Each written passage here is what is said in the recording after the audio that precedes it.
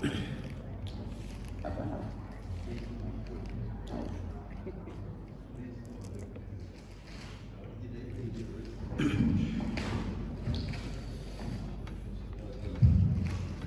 لحضرة النبي المصطفى رسول الله محمد صلى الله عليه وسلم وعلى آله وصحبه وأزواجه وذريته وقرابته أجمعين، وخصوصا هذا مؤلف الكتاب الشيخ محمد بن الشيخ أبو بكر.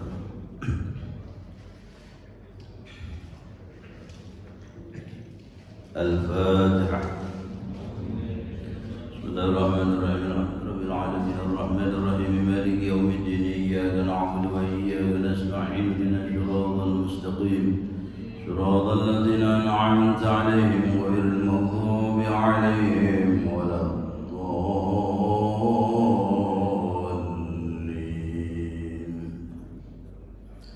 السلام عليكم ورحمة الله وبركاته.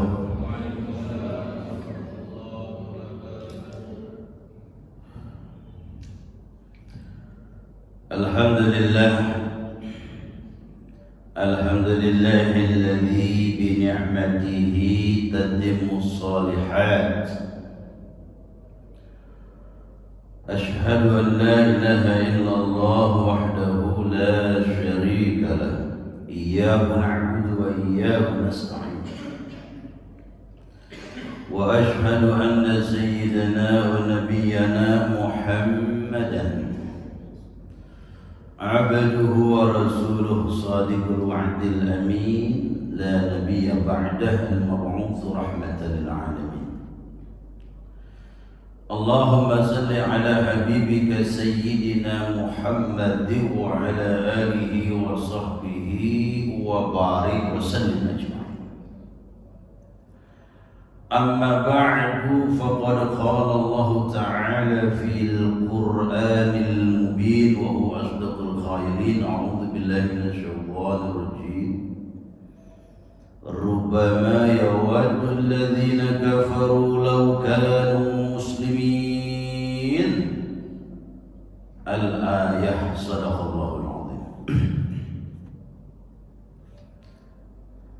وقال النبي صلى الله عليه وسلم لا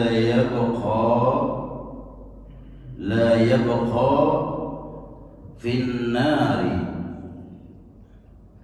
من كان في قلبه مثقال حبة من خردل من الإيمان إلا يخرج منها بشفاعتي.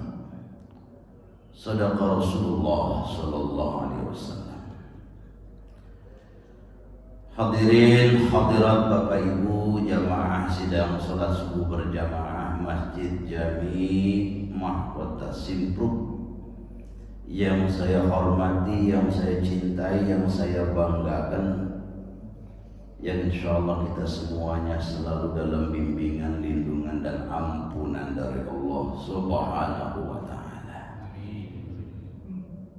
Urus Dewan Kemakmuran Masjid Jami Mahkota Simpruk beserta segenap jajarannya yang selalu kita apresiasi dalam bentuk partisipasi kita, baik itu bi amwalikum dengan harta kita, wa anfusikum maupun dengan waktu dan segala potensi yang ada pada diri kita untuk mensupport segala kegiatan-kegiatan peribadatan dalam rangka memakmurkan rumah Allah ini. Insyaallah itu menjadi satu kolaborasi yang akan menjadikan asbab kita semuanya dimasukkan oleh Allah dalam surganya. Allahumma amin ya rabbal alamin. Jamaah sekalian yang berbahagia, kita bersyukur kehadiran Allah Subhanahu wa taala atas segala nikmat-nikmatnya, di mana Allah mengingatkan kepada kita di dalam firman-Nya, fa bi ayyi ala'i rabbikuma tukadziban. kita mau mangkir bagaimana, ya, kita mau menyalahi, lalu punya argumentasi apa? Allah mengatakan ya bahwa semuanya ini adalah miliknya Tuhan semesta alam. Apa yang kita makan, apa yang kita minum, apa yang kita hirup, udara ini, apa yang kita pijak, apa yang kita junjung, yang tanpa tiang itu langit, semuanya. Bahkan pasangan hidup kita yang dengannya kita merasakan ketentraman, yang dengannya kita merasakan nikmat surgawi, duniawi dan lain sebagainya, semuanya itu adalah ciptaannya, miliknya, termasuk apa yang melekat pada diri-diri kita, semuanya juga adalah miliknya, kepunyaannya, ciptaannya. Dan ketika itu diberikan kepada kita, maka jelas itu sebagai anugerah, nikmat darinya. Maka Allah mengatakan, nikmat Tuhanmu yang mana yang mau kamu ingkari, yang mau kamu dustai, yang mau kamu bantah. Nikmat Allah yang tidak akan pernah putus-putus, saudara, karena akan nyambung buat orang yang beriman. Nikmat-nikmatnya yang telah diberikan dan kita rasakan, nikmatnya, anugerahnya yang begitu banyak. Wa in ta'uddu ni'matallahi la tuhsuha, yang enggak kehitung kata Allah. Kalau kamu mau itu enggak bakal kehitung. Qul law kana al-bahru midadan li kalimati rabbi lanafidal bahru qabla an tanfada kalimatu rabbi walau ji'na bimithlihi madada. Allah tantang, seandainya air laut aku ubah menjadi tinta, setiap pohon di dunia ini, di alam ini menjadi penanya, ya, maka ketika engkau menuliskan satu persatu, mengkalkulasi, mereken, menjumlah, menghitung, ya, nikmat-nikmatku, maka niscaya sebelum selesai kamu melakukan perhitungan itu, kalkulasi yang kamu lakukan itu, air laut itu akan mengering. Bahkan ketika Allah tambahkan dengan jumlah yang sama pun demikian, karena saking banyaknya, saudara, ya, tidak akan bisa kamu menghimpunnya, tidak akan bisa kamu menghitung dan merekannya. Nah, nikmat-nikmat ini akan bersambung diberikan oleh Allah kepada kita bagi orang yang beriman, bukan hanya di dunia, tetapi pada fase seri kehidupan kita berikutnya nanti yang kekal abadi, itu yang kita harapkan. Disitulah nanti kenikmatan yang sesungguhnya, ya, kenikmatan yang sebenarnya, daripada kenikmatan sebagai permulaan nikmat yang kita rasakan dalam kehidupan kita di alam dunia ini. Sebagaimana Allah dikatakan oleh Rasulullah, kenikmatan itu nanti di akhirat, ya, tidak pernah dilihat oleh matamu, tidak pernah dirasakan, ya, tidak pernah terbersit di dalam lintasan pikiranmu itu, seperti malam ainun ra'at wala udhunun sami'at wala khatar ala qalbi bashar. Tidak pernah dilihat oleh mata, yang tidak pernah dilihat oleh mata, yang tidak pernah didengar oleh kuping, dan tidak pernah terpikirkan. Kenikmatan yang pernah kamu bayangkan itu jauh melampauinya daripada apa yang Allah siapkan nanti di akhirat itu. Nah, maka di antara nikmat-nikmat yang tadi kita sebutkan itu, yang gak kehitung itu, saudara-saudara, yang Allah tantang bagi kita kalau kita ingin mencoba untuk menghitungnya, nikmat yang paling agung, paling besar adalah nikmatul iman wal Islam. Ini yang harus lebih kita syukuri, saudara, ya. Ini yang harus lebih kita syukuri. Qul bi fadlillahi wa bi rahmatihi fa bidzalika falyafrahu huwa khairum mimma yajma'un. Itu ayatnya. Katakan hai Muhammad, Rasulku dengan karunia dan rahmat Tuhanmu, ya Tuhan mereka, rahmatnya Allah, karunianya Allah, nikmat-nikmatnya Allah itu berupa iman wal Islam ini, berupa diutusnya diri engkau kepada mereka sebagai rahmatan lil alamin, pemimpin yang betul-betul akan membela umatnya yang dipimpin dari dunia sampai akhirat. Faliyafrahu, maka hendaknya mereka menyadari itu sebagai suatu nikmat yang sangat agung, maka hendaknya mereka itu bergembira. Faliyafrahu huwa khairum mimma yajma'un, karena rahmat, karunia, anugerah, nikmatul iman wal Islam, agama ini, Nabi Muhammad ini adalah lebih baik daripada segala nikmat-nikmat yang ada di dunia yang kita miliki, yang kita kumpuli, saudara-saudara. Nah, oleh karena itu juga di dalam muqaddimah tadi saya membacakan sebuah firman Allah Ta'ala di dalam surah Al-Hijr ayat 2. Surah berapa itu?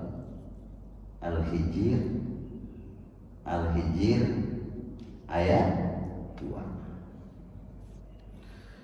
A'udzu billahi minasyaitonir rajim. Rubbama yawaddul ladzina kafaru law kanu muslimin. Jadi saya selalu ingat betul ayat ini.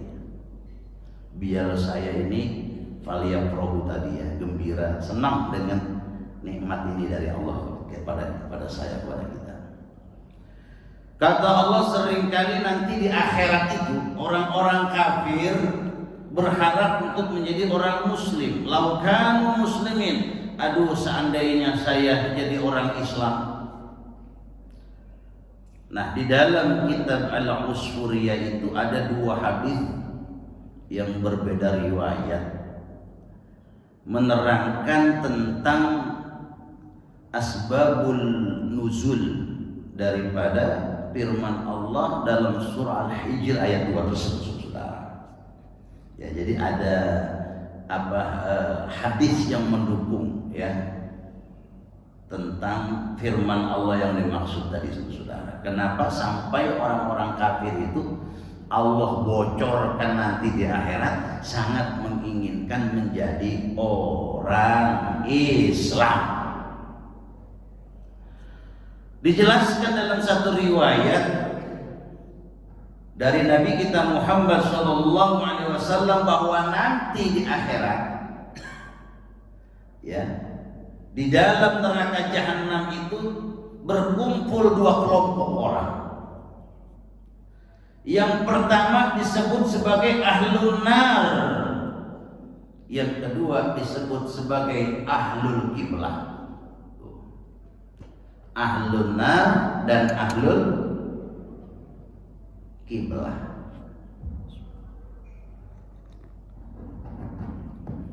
Kalau ahlun nar itu penghuni neraka dari golongan orang-orang kafir yang memang di situ tempatnya mereka itu, ya.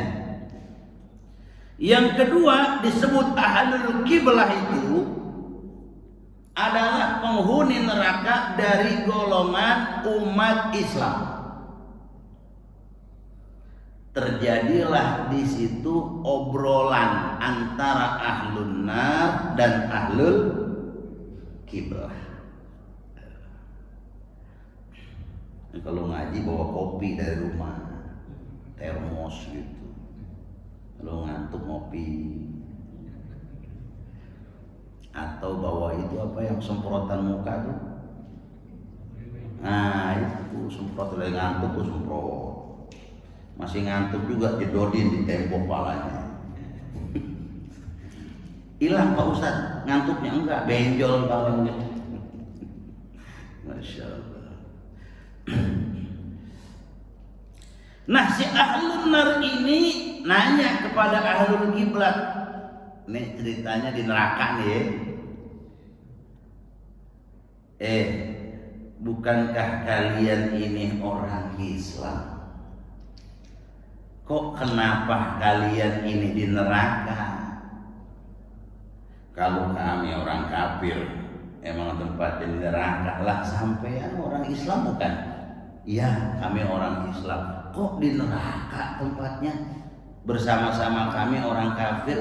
Kalau begitu keislaman kalian, sujud kalian waktu di dunia kepada Allah percuma dong, sia-sia dong, nggak ada faedahnya dong, kata si ahlun nar ini.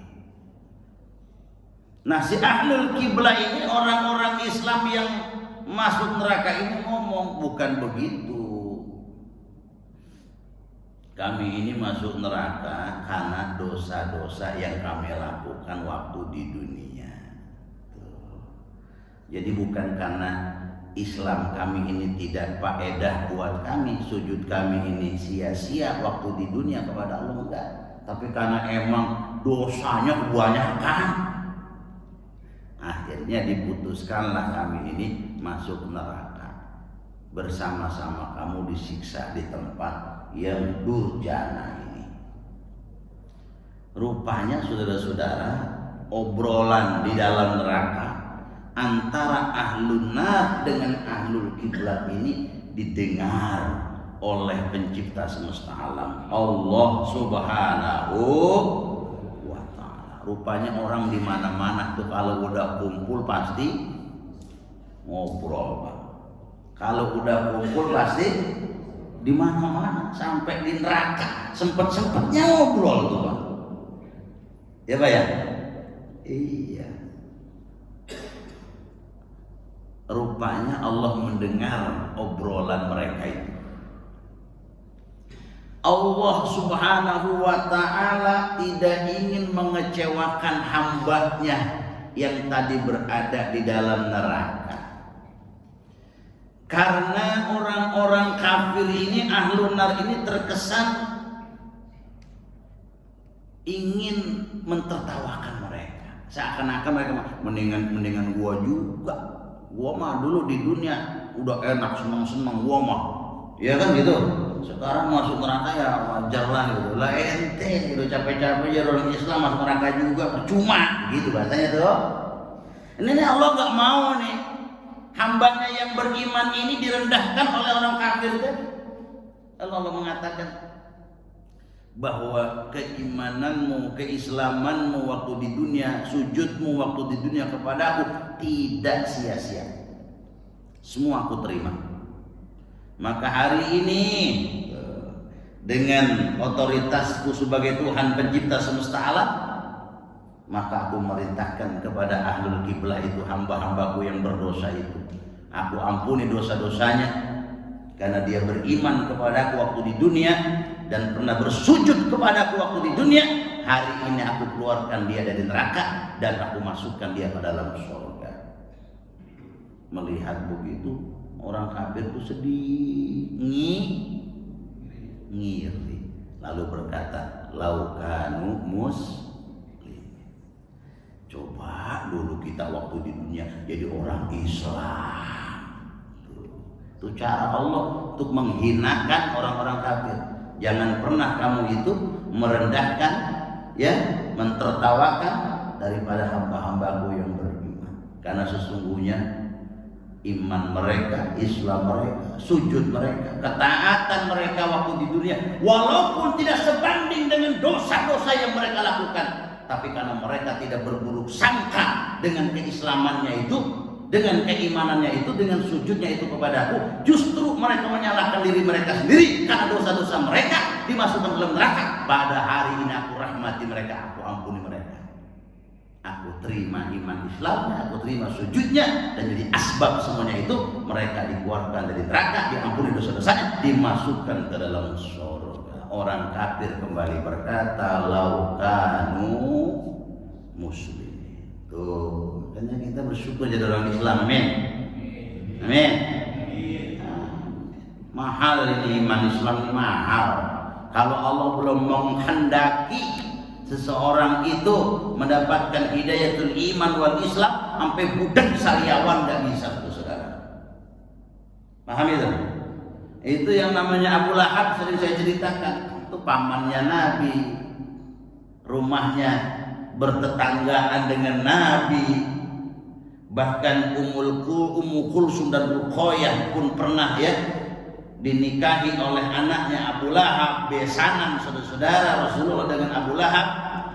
Walaupun pada akhirnya mereka bercerai, saudara.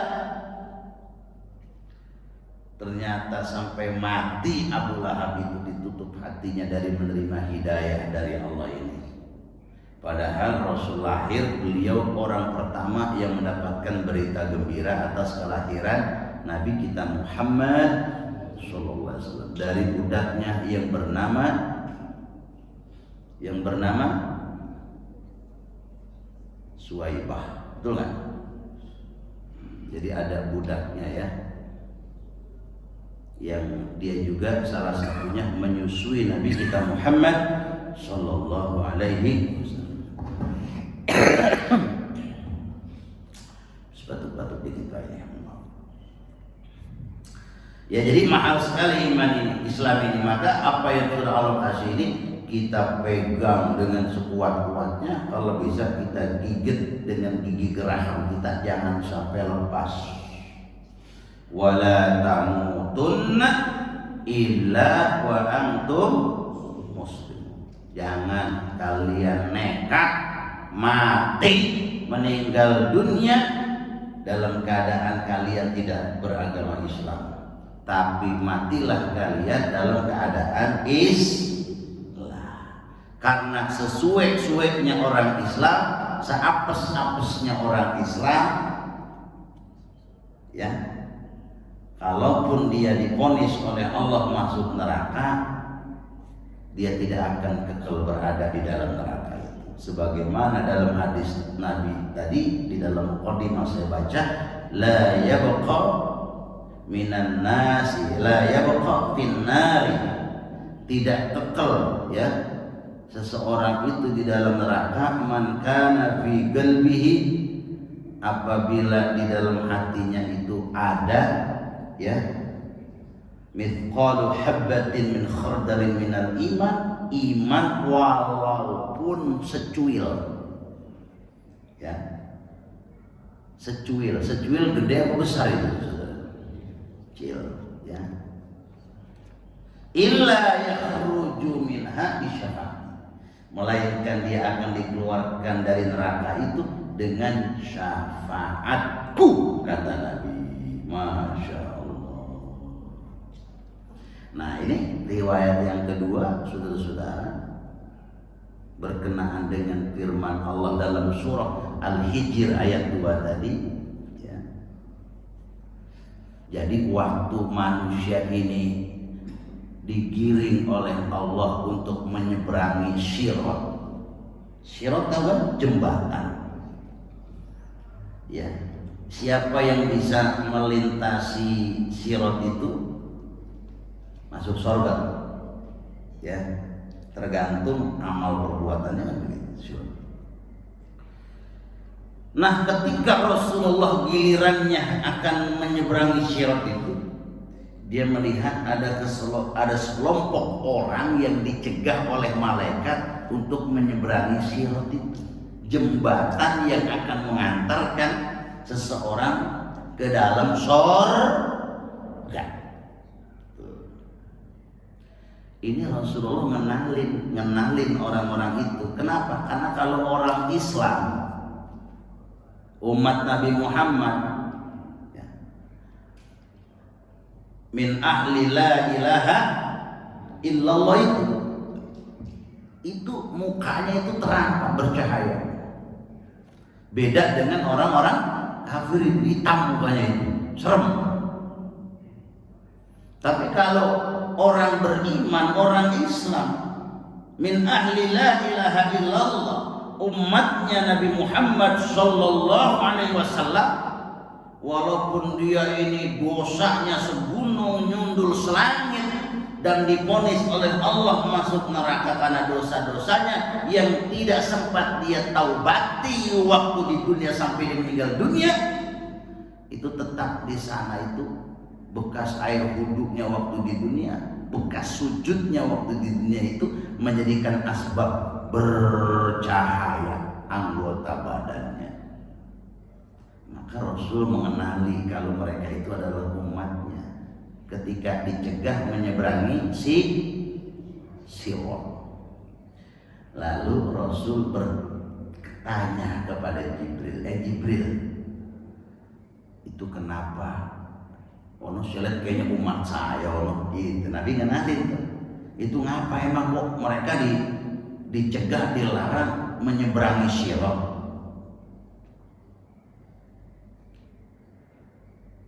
Bukankah Allah sudah menjamin seluruh umatku itu masuk surga semua? Mendengar Rasul nanya begitu, Allah memerintahkan malaikat Jibril, Jibril, itu umatnya Muhammad itu umpetin dulu itu, disuruh jangan sampai kekasihku melihat umatnya. Karena kalau dia masih melihat ada umatnya itu, ya, di situ tuh, ya, belum menyeberangi Sirat masuk ke dalam surga, itu Nabi nggak mau masuk surga, saudara. Ini kalau pemimpin model begini enak nih, amin. Betul kan? Rasulullah itu. Maka diumpetinlah mereka itu oleh Jibril atas perintah Allah.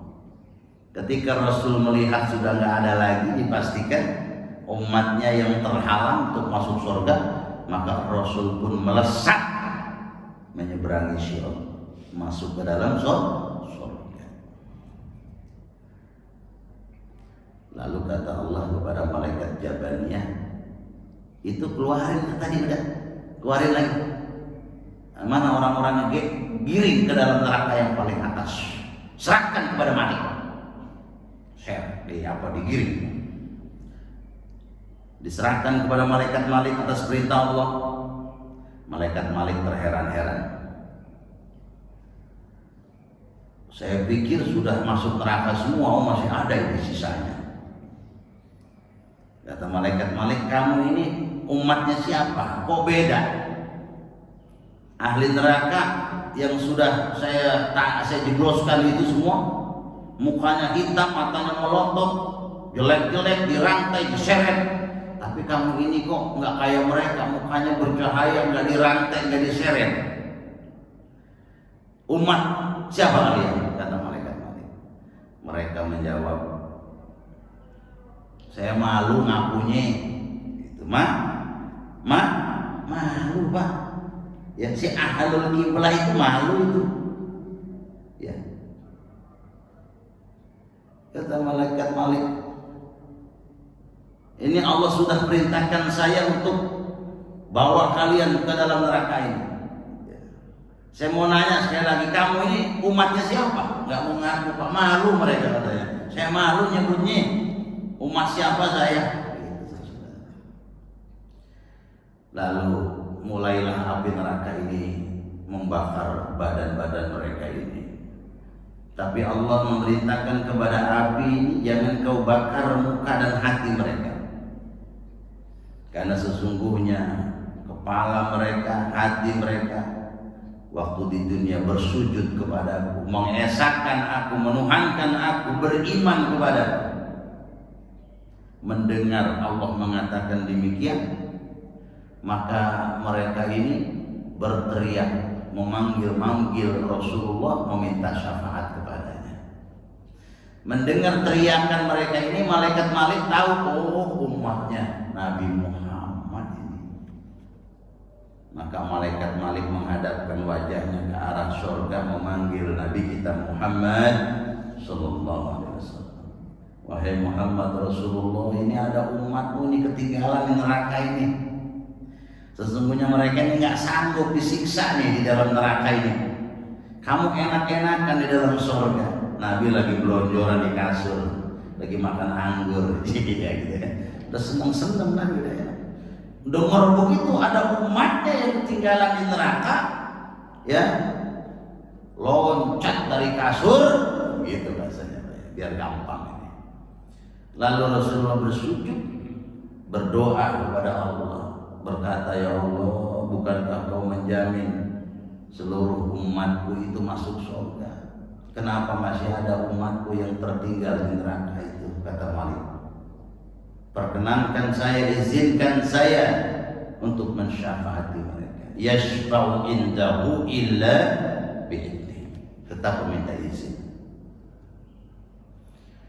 Maka kata Allah, wahai Rasulku, mereka itu kenapa di neraka? Memang mereka umatmu waktu di dunia, namun mereka adalah umatmu yang melupakan syariatmu.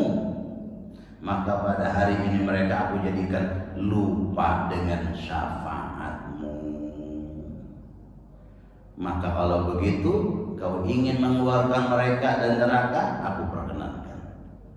Maka akhirnya mereka pun dikeluarkan oleh malaikat dari neraka, dimasukkan ke dalam surga dengan syafaat Rasulullah. Maka orang-orang kafir di dalam neraka melihat ada sekelompok orang-orang yang sudah divonis di neraka, dikeluarkan dari neraka, dimasukkan ke dalam surga. Itu tadi mereka berkata, laukanu muslimin. Aduh, seandainya dulu waktu di dunia saya jadi orang Islam, itu dia tuh udah diputus masuk neraka, dosanya banyak banget, tapi dikeluarkan juga dari tempat ini, dimasukkan ke dalam surga. Ngiri mereka itu. Maka iman Islam ini tidak ada harganya, Pak, saking mahalnya, ya. Nah, iman kita kepada Allah itu akan diterima, ya, dimana apabila tiga hal itu terpenuhi, Pak, baru dikatakan iman itu. Yang pertama taqrirun bil lisan, yang kedua tasdiqun bil qalb, yang ketiga wa amalun bil arkan. Makanya orang itu kalau masuk Islam itu mengucapkan dua kalimat syahadat, namanya syahadatain. Dua kalimat syahadat, syahadatullah wa syahadatur rasul. Asyhadu an la ilaha illallah wa asyhadu anna muhammadar rasulullah. Itu syahadatain, syahadatullah wa syahadatur rasul. Bersaksi, beriman bahwa tiada Tuhan selain Allah dan Nabi Muhammad sebagai utusan-Nya.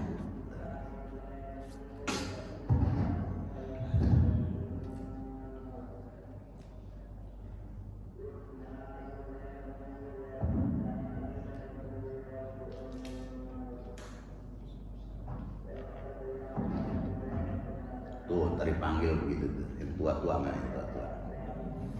Ngaji yang rajin, ngaji.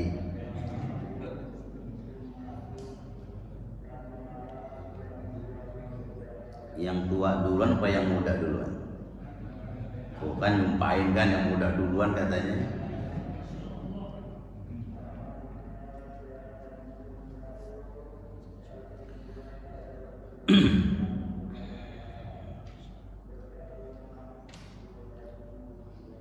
Tapi kalau orang mengisi umurnya dengan ketaatan, dengan amal soleh, dengan taubat kepada Allah, semakin dekat pertemuannya dengan Allah, semakin berseri-seri wajahnya, Pak. Ya, seperti seorang pegawai kalau sudah mau mendekati waktu gajian, semangat nggak, Pak? Semangat nggak? Tapi kalau baru nerima gajian, kerja malas itu biasanya, ya.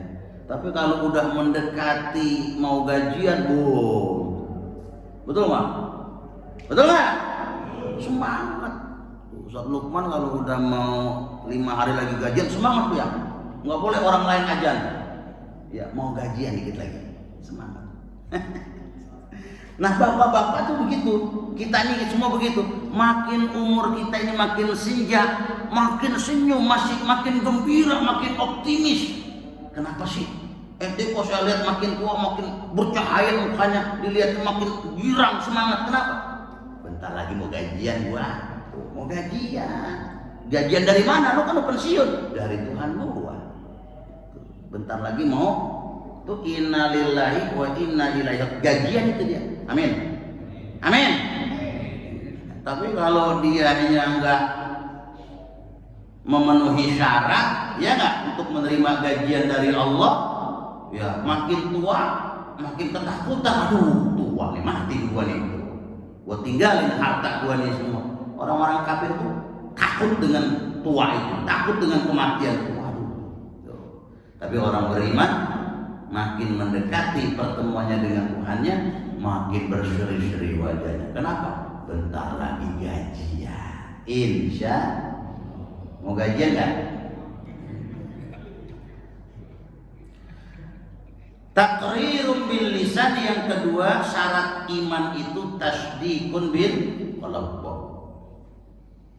Jadi tasdik meyakini dengan hati. Yang diucapkannya itu harus sesuai dengan hatinya, bukan karena paksaan, bukan karena ada motivasi yang lain, tendensi yang lain.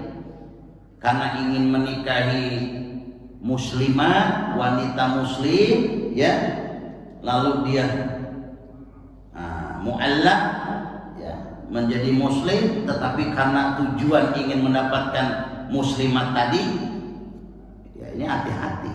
Tetapi setelah Islam dia tetap mabuk, tetap ini dan itu, ya, tidak menjalankan syariat agama, berarti itu karena dunia dia. Tapi Islamnya benar-benar atas kesadaran dan ilmu pengetahuan. Tasdikum bil qalb. Seperti kita mengatakan bahwa tiada Tuhan kecuali Allah, Nabi Muhammad adalah utusannya, saya redha dengan keduanya, Allah sebagai Tuhan saya, Muhammad sebagai nabi saya, Islam sebagai agama saya. Kita mengatakan itu dengan penuh keyakinan di dalam hati. Buktinya mana? Dibayar sekian ribu triliun pun dibeli iman Islam yang telah diberikan oleh Allah kepada kita untuk kita melepaskannya tidak sudi. Betul? Betul? Karena yakin. Tapi kalau nggak yakin, jangankan 1000 triliun, saudara-saudara, Indomie 5 bungkus beras 5 kilo aja udah goyang. Betul nggak Pak? Goyang nggak? Goyang nggak? Tapi kalau kita insya Allah, amin. Amin. Ya, dikasih 1000 triliun mau dilepas iman Islam ya Pak? Nggak mau kan? Bantep gitu. Tasdikun bil qalb. Yang terakhir wa amalun bil arkan. Ini yang kita lagi kerjain nih, berjuang sebagai hamba Allah di dalam menjalankan ketaatan. Taat melaksanakan perintah, taat meninggalkan larangan.